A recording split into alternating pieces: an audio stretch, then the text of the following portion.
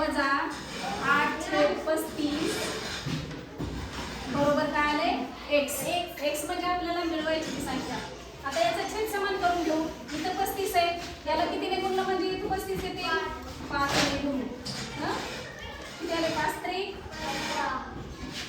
15 7 5 35 वजा किती 8/35 15 तून 8 गेले 7/35 म्हणजे 7 1 7 7 5 35 बरोबर 1/5 म्हणजेच